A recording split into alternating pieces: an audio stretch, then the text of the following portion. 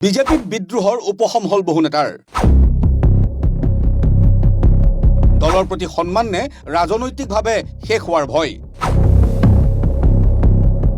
ticket লাভৰ পৰা বহু নেতাই এবাৰ হৈছিল বঞ্চিত 19 গৰাকীকৈ বিধায়কৰ টিকেট কটা গল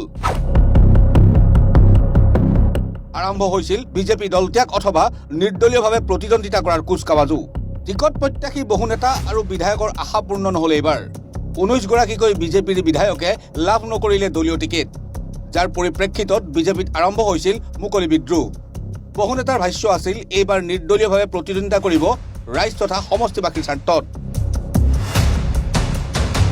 কিন্তু তাৰ মাজতে মুখ্যমন্ত্ৰী ডক্টৰ হিমন্ত বিশ্ব শৰ্মাৰ বিৰুদ্ধে বহু বিস্ফোৰক অভিযোগ আনি দল ত্যাগ কৰিলে 90 দশকৰ পৰা বিজেপিত থকা তথা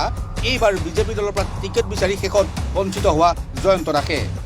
এইগৰাকী নেতাৰ বাদে বহু নেতাই কিন্তু সাপে মুঠ সলোৱাৰ দৰে সিদ্ধান্ত সলনি কৰিবলৈ বাধ্য হ'ল এসময়ৰ ৰাজ্যিক সভাপতি সিদ্ধাৰ্থ ভট্টাচাৰ্যৰ পৰা আৰম্ভ কৰি অতুল বৰাৰ দৰে জ্যেষ্ঠ নেতাও আছে এই তালিকাত প্ৰায় 2 দৰ্জন ক্ষুদ্ৰ নেতাক কিন্তু নিশাটোৰ ভিতৰতে শান্ত কৰি পেলালে বিজেপি দলে কিন্তু এয়া কেনেকৈ সম্ভৱ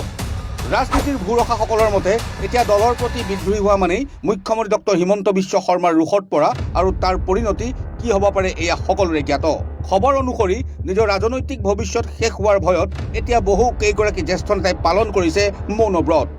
আৰু সময়ৰ সুযোগ বুজাত সিদ্ধহস্ত মুখ্যমন্ত্ৰী ডক্টৰ হিমন্ত বিশ্ব শৰ্মাই সুযোগৰ সৎ ব্যৱহাৰ কৰি বহু প্ৰাৰ্থিত্ব প্ৰত্যাশীক কৰিলে শান্ত কিন্তু এই শান্তি কিমান দিনলৈ বিজেপি দলত থাকিব এয়া হ'ব লক্ষণীয় নিউজ ডেস্ক ৰিপৰ্ট MN24